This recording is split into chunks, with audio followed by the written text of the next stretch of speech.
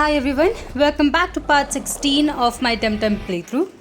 Last episode we went ahead and battled Lady Lottie on top of a airship. Unfortunately, Narwhal, our airship, actually crashed. We are right now in Tukma. Hopefully I did pronounce it right. But we do have a task from the captain. We have to make our way to the only city that is in this region, which is actually underground and it's pretty far away. We have to go through the corrupted lands, which is what I'll be doing today. The fun part is that now that we are in the third region, the title screen has changed a bit as well. Of course, the loading screen is going to be the same, but for each of the regions, you have unique title screens. Since we are in the new region, we have a lot of new TemTems to catch. Most of these are going to be toxic TemTems. But of course, before we start, I have 5 team members and all of these are TemTems I'm going to use for now. At some point I will be switching out Gazuma, who is actually the electric TemTem that I do have, to another one that I think will be pretty interesting. But of course, moving on forward, this area, Corrupted Lands right here, is pretty long. It might take me 2 more episodes to actually go to the city itself. But let's see how fast we can actually cover this area. As usual, we have a ton of tamers. Here's the very first one. Most of these are actually people who steal. So I guess they came near the airship to see what items they can actually take. Right now, our first task is to go ahead and find an old man called Nolan, who will be at the end of Corrupted Badlands, who might be able to get some help. Hopefully I'll be able to find this guy pretty soon. We also have some tougher TemTems. As you can see, they're all around level 37. I believe some of the trainers or tamers will have around level 40 to 45 TemTems as well. So I do have to be a bit careful.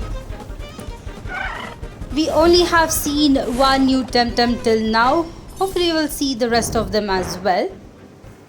I'm also going to go ahead and run around a bit more to kind of encounter the newer TemTems in this grassy area before we do move on.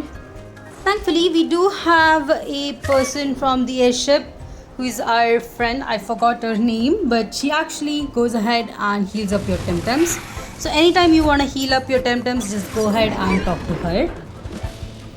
Right here is the first TemTem. It's Urfil, which is actually part nature and toxic type. If you want to kind of use a dual typing other than Saku, this one is pretty good as well. Let's see if we can actually catch it. The one thing that I really did forget to mention in the last episode was about buying a couple of items.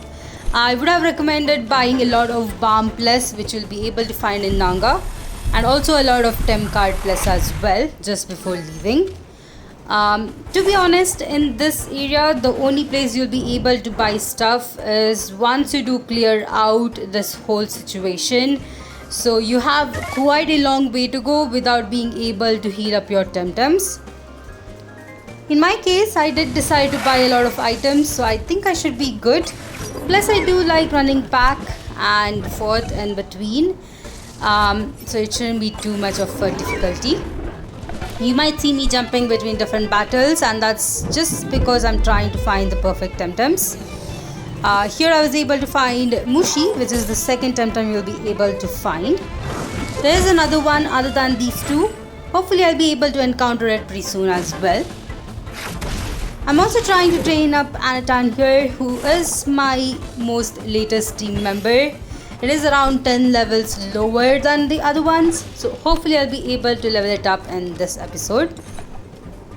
Now, when it comes to adding a new member to the team, I don't think toxic TemTems are really that helpful.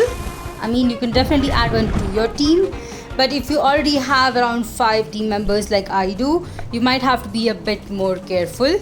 In my case, I have decided that the last team member would be a digital type TemTem. I'm looking for one that is also a dual typing. Unfortunately, you'll not be able to find digital type TemTems anytime soon over here, so I do have to wait a bit more. Maybe around the 5th region I'll be able to find some. Until then, I think these will be the 5 TemTems in my team. Unfortunately, I did destroy the last Mushi. It did fail, so I had to kind of run around once more. Here's the second one, and I'll be a bit careful with this. I think the main reason why Mushi here is actually taking more damage is the fact that it actually loses stamina and does exhaust itself, which removes its HP. Thankfully, I was able to navigate through that over here, and let's go ahead and catch it with a couple of Tem cards.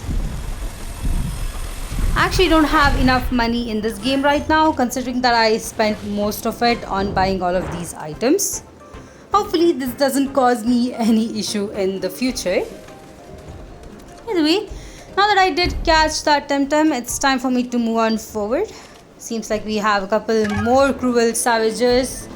I wonder where they actually live, and if we do have to go to that place as well. Ooh, they have really tough TemTems right here. I might have to switch out Anatan out to Gazuma. That might help. I have found out that wind type moves are super effective against this TemTem right here. So if you do have one with that up front, you can definitely go ahead and use it. Unfortunately, I did choose Tentil, which was pretty bad. Let me try using Electric Surge and switch into another TemTem. This is mainly for me to actually heal. And I was able to take down both of them, which is surprising. Alright. That's pretty good. Up next they have Sherald, which is actually the evolution of Crystal that we have seen before. It is also just a Crystal type, but I think it is a pretty good TemTem starter. It is quite defensive and can get some really good moves. The only thing is that you'll be able to find this TemTem in quite a rare spawn right here in this 3rd region. Hopefully I'll be able to catch one for myself, and I'll also definitely show the area where you'll be able to find it. For now though, we have to cross the Corrupted lands. We're doing pretty well. Although it seems that Anatan here is taking a bit of a damage. Thankfully, because of its trait, which is self-care, it is able to heal up every other turn. Let's see, I'll be able to take down both of these. Right. And I do pretty good. I'll get all of the experience on Anatan now, which is actually helpful. There we go. Did go ahead and run around a bit more until I actually found the last TemTem you'll be able to find in this area, which is Bluesy. I believe that is how you have to pronounce it. It is pretty defensive. It's one of the TemTems that kind of reminds me of Muk in Pokemon, which is also poison type and is pretty defensive. In my case, I'm not really interested in using this one in my team, but I'll just catch it for the sake of it. I'm using Glass Blade, which is a pretty weak move that Anatan has. Hopefully this will actually help. Also, I'm really not sure how to pronounce Anatan's name. I'm just pronouncing it the way I read it, but it might be wrong. Unfortunately, I did kill the last one, so had to run around a bit more. But here it is. Let's see if I'll be able to catch this one. Ooh, alright. I'm in a bit of a pickle. At some point, I might have to go back and heal up. Maybe I'll do it as soon as I do catch this TemTem. For now, I'm just gonna go ahead and focus on Mushi and try to take it down. The one good thing in this game is that you don't have to defeat the partner TemTem to actually catch the one you like if you're in a double battle. You can definitely go ahead and just catch the ones you need. At this point, I went ahead and brought out Gazuma, who's still alive. apparently with just 1 HP, which is shocking. Let's see if we are able to catch this TemTem right here. And we do. Pretty good. Let me quickly go ahead and heal up my team members. The one disadvantage that we do have right here is that since we did crash, we have no way of changing up our team members. So if you did decide to catch a TemTem and add it to your team, go ahead and catch that TemTem first before you check out the other TemTems. Here we have a elderly guy, but we also have a edge of a cliff which is with blue stripes. It apparently goes to a couple more floating platforms, which is right now inaccessible. At some point we'll be able to access it, but I think it will take us a couple of episodes for that. Now the third region is pretty large. I believe there is a lot of backtracking to do once we do complete all of the tasks in this area. The backtracking itself, I just remember playing it for like 2 to 3 hours. So it's a decision that you can make once you complete this area to whether you want to backtrack or just keep on going with the main storyline. Either way, keeping that one aside, we have another scavenger here who has a tentacle. Surprising, but pretty cool. Although I must say I have to go ahead and be a bit careful. Now Banshee did evade it, but I think I'll be able to take it down in the next turn. We also have one more TemTem to defeat. In this case, we shouldn't have too much of an issue. Alright, there we go. That was pretty good. Banshee goes down. And of course, in between my game actually crashed. This does seem to happen once every 5 to 10 episodes. It's the only issue that I've actually found in this game that I really am frustrated about. Thankfully, you don't really have to worry about saving the game as it's already on the server. So if your game does crash and you do kind of come back into the game, you might have not lost the progress. At least that is what I've seen.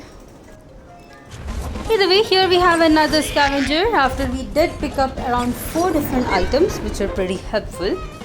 Although I'm really not sure how well enhancers are going to help me anymore, considering that all of my team members are super powerful and might have already filled up the TVs.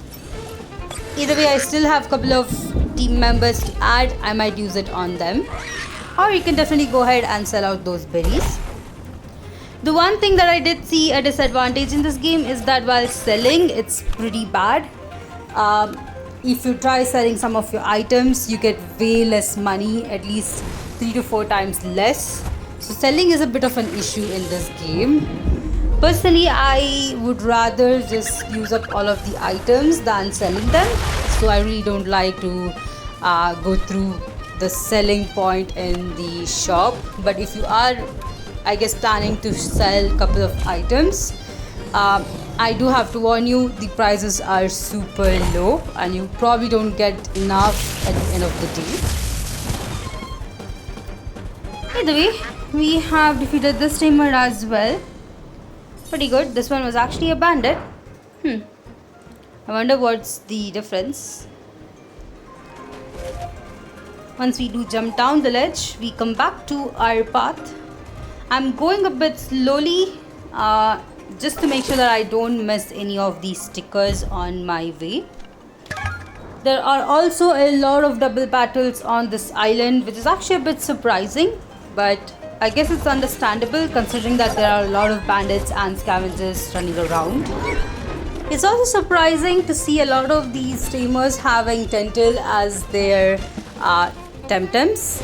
I mean, I was not expecting this. After all, the only TemTem that we have seen, which is a starter till now, was actually Crystal, which a lot of tamers seem to have.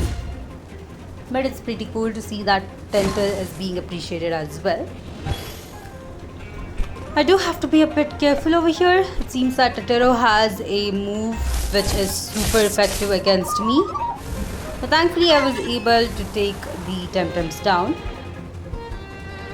There we go. Next to up, ooh, alright, we do have Zyraf over here, which is actually a TemTem you'll be able to find when you are making your way to the 4th region. So we do have quite some time before we get access to it. But as far as its typing goes, it's actually part toxic and part wind type. So if you do have a electric TemTem, you should be able to easily defeat it. I believe we'll be seeing this TemTem a bit more in the future as well. I would also recommend training up your TemTem at this point. The upcoming dojo that we have in this area is super tough. I believe the TemTem levels are around level 45. So if you do not have your TemTems around that level, definitely it's going to be a bit more difficult. You might have seen me struggle for the last dojo. I'm probably going to struggle more for this one as well. We do have a ledge that we could jump down over there, which is actually going to take us back to heal up our TemTems. But jumping down here, we are at the point of no return. Now you can definitely go ahead and go back, but it is going to take a longer route and you're having a couple of tamers in between. So definitely plan this one out. Now this tamer right here has a new TemTem that we have yet to see. Toxlotl is actually in the next area, or it's probably in the next section, it's what I would like to say. You won't be able to find it right here in the corrupted Badlands. But don't worry, that area is coming up pretty soon, so you'll be able to find it. It has a pretty cool design and does have one more evolution after a couple of levels. But it's pretty easy to defeat as well. The only issue I do see here is that we don't really find any earth TemTems around here, so it's a bit difficult to actually defeat these toxic TemTems. After all, not a lot of moves are super effective against them, and I believe the only things that do work out are probably wind moves. Either way, it shouldn't be too much of an issue. At this point, I did decide to go ahead and put up a scent, as we don't have any new TemTem that we'll be able to find in this area. We also have this beautiful maze-like design for the grass in this area, which actually looks super cool in the map itself. Before we go over there, we have one more scavenger here. The reason he's standing here is because there is actually a hidden box in the grass. It's a bit difficult to see considering that the whole screen is kind of red in color. I mean, you gotta get used to this because this whole region is kind of red in color. I feel like each of these regions do have their own themes, but Nanga and Denez were a bit more similar. Unfortunately, Tukma here is not. I believe that the next region, Kisiva, is also a bit similar to Tukma, but at least you'll be able to find a bit of areas where there is green color grass patch. Either way, here is Hocus, which is a TemTem you'll be able to find in Dennis. Unfortunately, you have to have a gear to find it. Hopefully, we do get the gear pretty soon. I believe it comes around the 4th area, so we are pretty close to it. As far as the items in this region go, there are some really good ones. So I definitely recommend exploring this area. Hopefully you did buy enough cents before you actually crash landed here. If not, it's going to be a bit more difficult.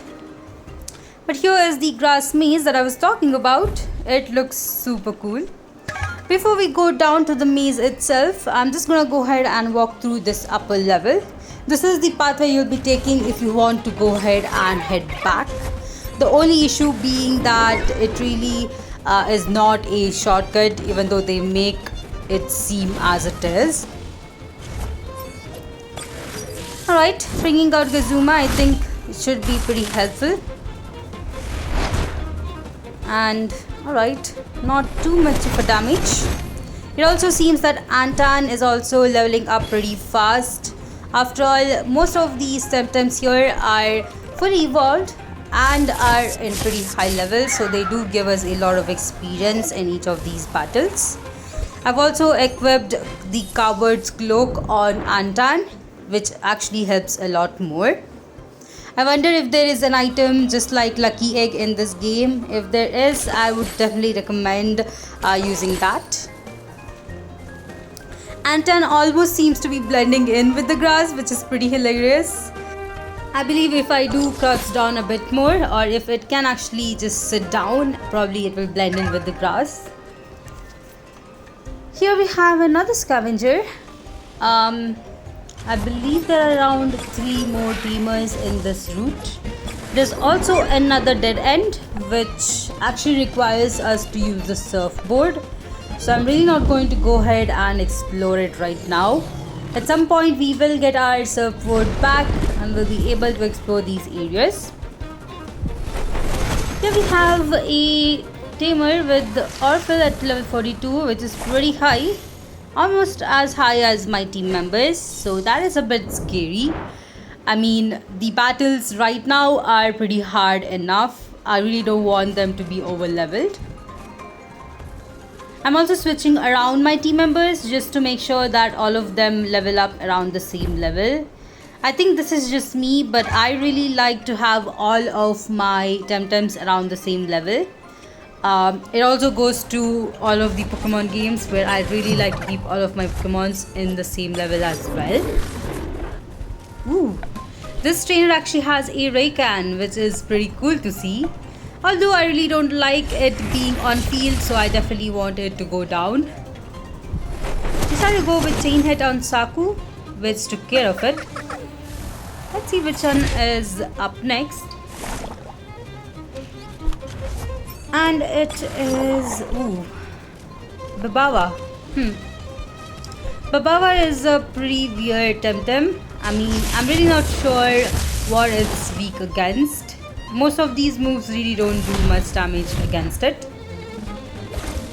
Hopefully I don't have to worry about Anton going down. After all, Babawa has some water type moves and it can easily take me down. I decided to go ahead and switch out Gazuma just to kind of make sure that it doesn't go down and gets the experience. Alright. Let me go ahead and actually try using Chain Hit on Babawa, and Saipat can use Tsunami, which will probably take down both of the TemTems. And it does, that is good. Alright, that battle was almost difficult. I mean, it was okay.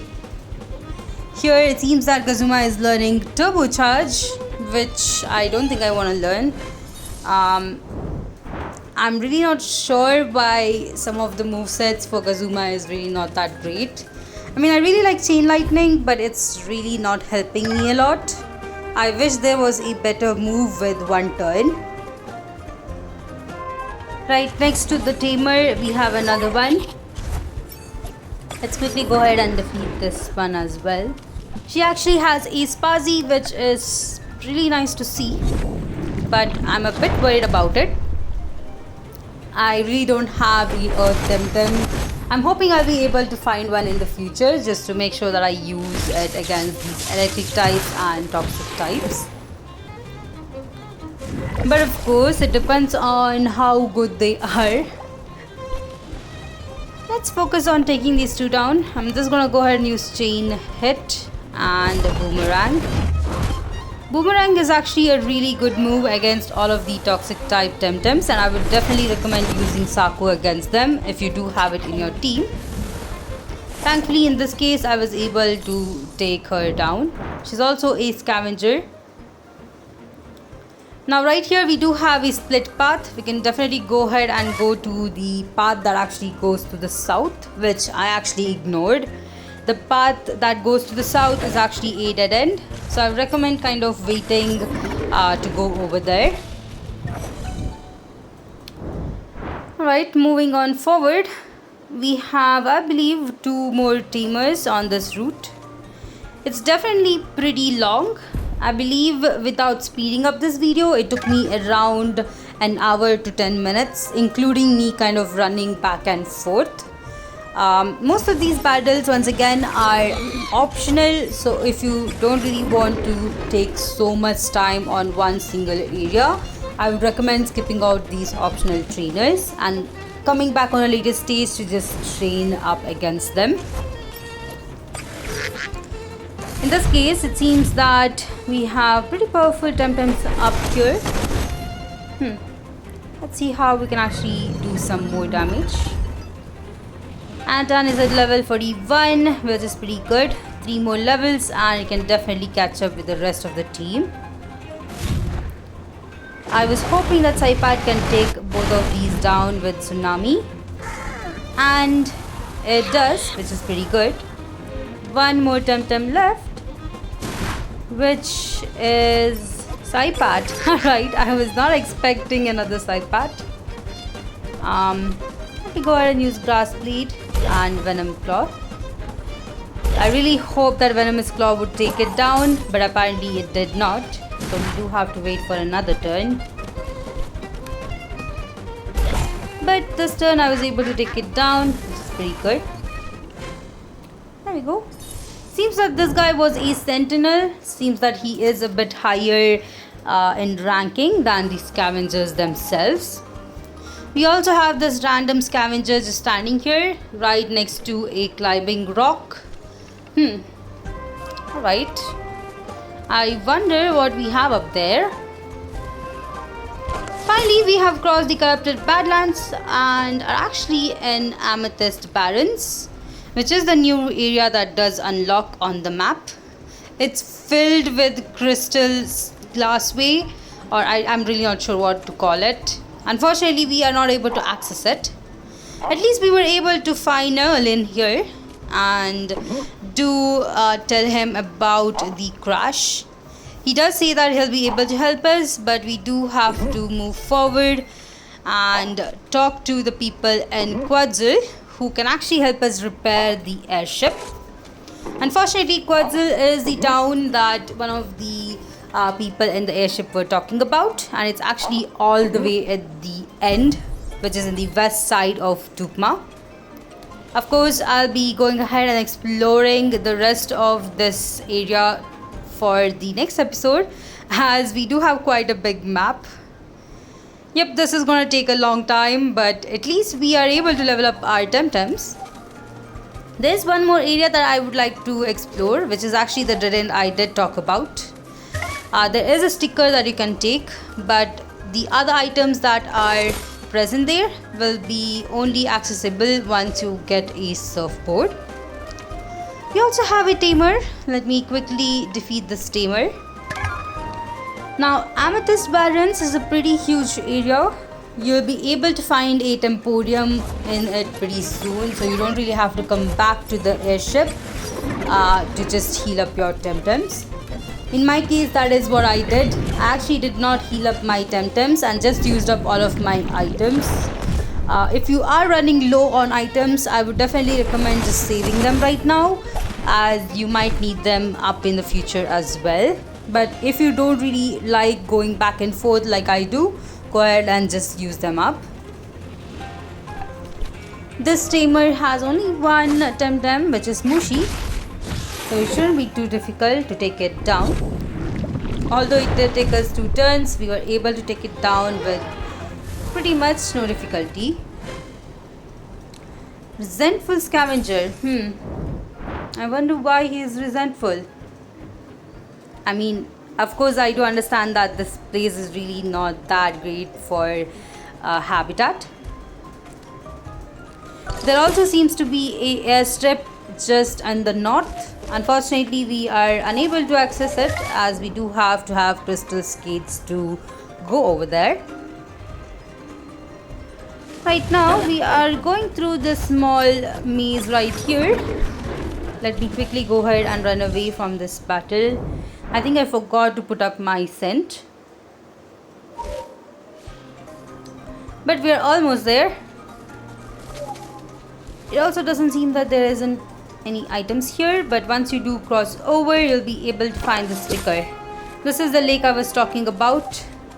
You definitely need a surfboard to cross over. Either way, I am back to where Nerlin was. I did try my best to see how far I could actually go. Unfortunately, not too far. Either way, I think this is where I will end out this episode. Hope you all enjoyed this one. If you did, please put a like, and if you haven't yet, please consider subscribing to my channel, as it does help me a lot. If you'd like to support me more on Patreon or Ko-fi, check out the links in my description, and I'll see you all in the next one.